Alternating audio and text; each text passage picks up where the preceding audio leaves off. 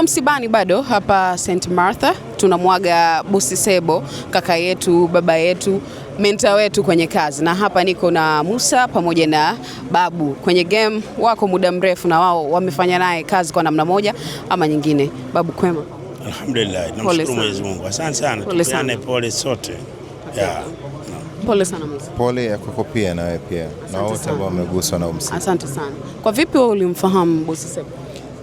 Mimi alinipokea kazini miaka karibuni 20 na ngapi sio iliyopita. Wakati naanza kazi pale East Africa TV, yeye ndo alikuwa yule mtu wa kwanza kusema kwamba hiki unasukumaga hivi, hiki kinakaa vile, hiki kiko vile na vitu kama hivyo. Lakini alikuwa ni mtu ambaye aliweza kuniguide wakati ule, sababu tunatangaza East Africa, alafu mimi nilikuwa nasikia kufika nchi yote East Africa, sio Kenya, sio Uganda.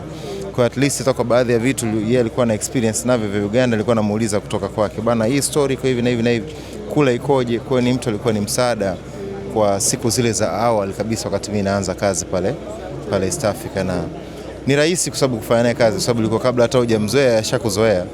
Ushanifahamu bwana. Ndio alikuwa charming sana. Kabla hujamtania ashakutania, wewe ukasirika, wewe yeye atakuwa anaendelea kucheka, wala ile ishakuwa limepita kwa upande wake. Kwa hiyo ni mtu ambaye mimi namkumbuka kwamba alinipokea kazini na akaniambia huku ndo chooni, hapa ndo studio, huyu ana tabia hizi, ana tabia zile, ndio nakaribishwa na mimi wakati huo mjini. Kwa hiyo japo alikuwa ni Mganda, lakini alinikaribisha mjini huku kwa maana ya kwenye media. Ndicho kitu pekee ambacho yule bwana alikiacha. Na mara ya mwisho kuzungumza naye ilikuwa lini? Uzuri sisi tunakutana mara kwa mara, na mara mwisho ni kama labda inaweza kama sijui ni weekend tu iliyopita. Immediately tu baada ya kurudi kutoka South Africa tukakutana naye, kwa sababu tuna kijiwe chetu huku Mbezi, wajomba wanaitwa, wanakutanaga wajomba sehemu moja huku Mbezi, wanakaa kwa ajili ya kutafakari mambo ya kutwa nzima.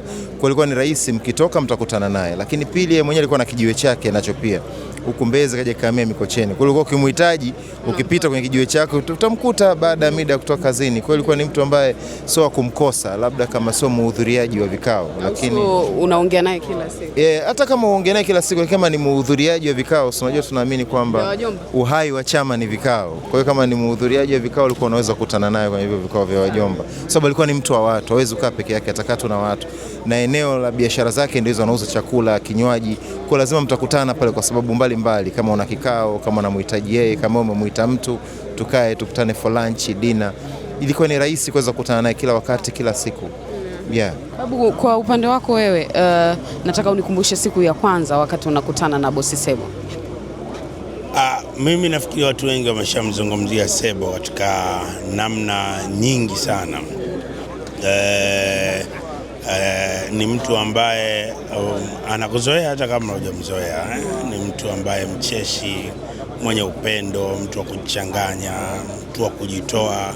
Alikuwa na moyo wake wa kipekee sana. Sasa mimi katika namna moja ama nyingine, na ningetamani sana kama ningepata ruksa nimzungumzie Sebo katika jicho lingine la ziada, ambalo huenda wachache ambao tukibahatika kuiga mfumo ambao yeye aliyokuwa nao wa kuishi na watu, Sebo anaweza akawa funzo na kioo cha watu wengi sana ambao aidha waliokuwepo, wanaokuja na hata ambao wapo, kwa maana ya kuweza kutenganisha umaarufu, ukubwa na utu. Ni mambo matatu tofauti haya.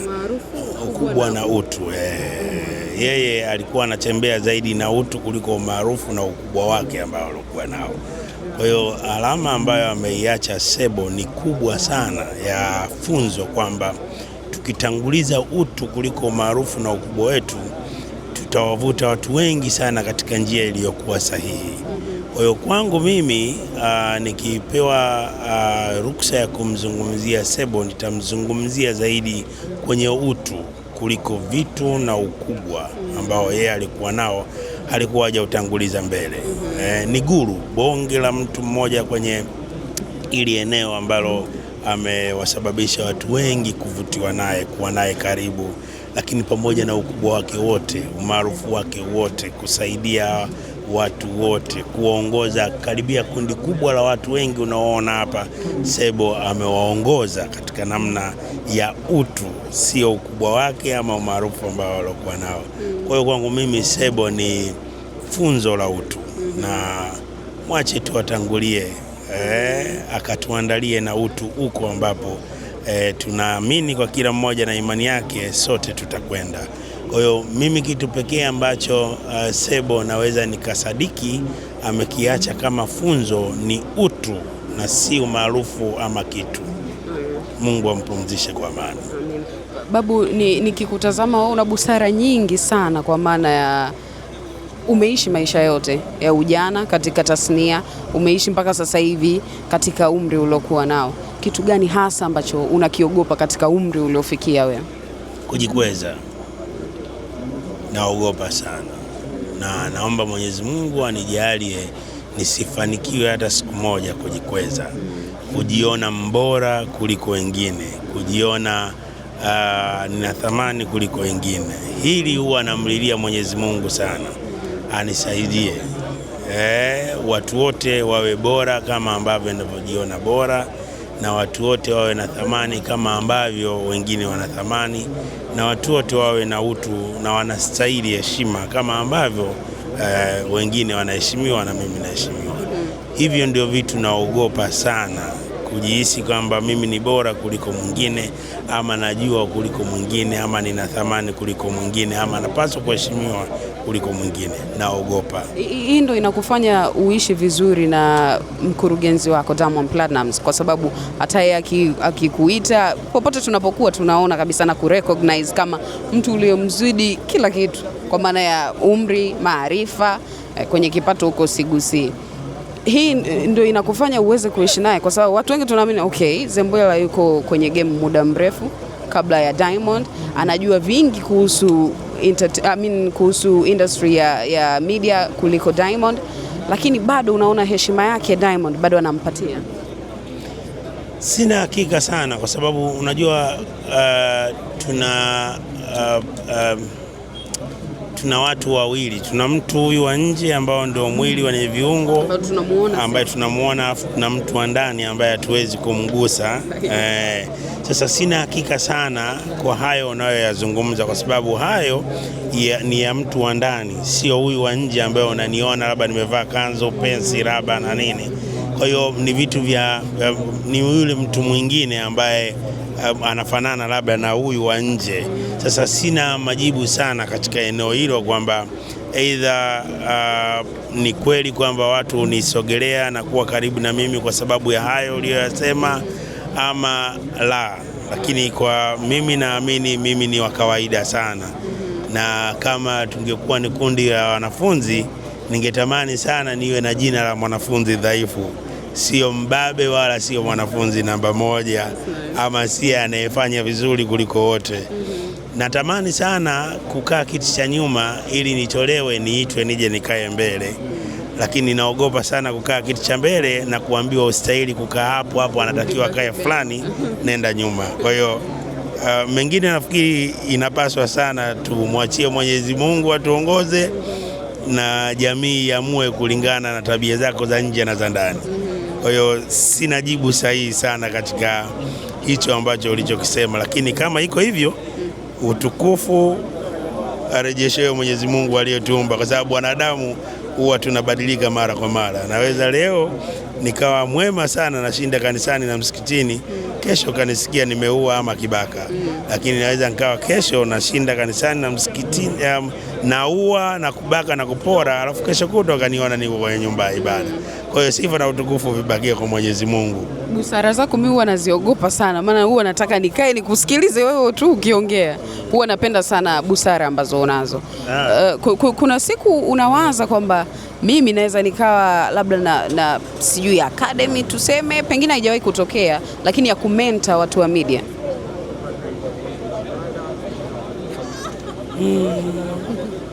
That's new.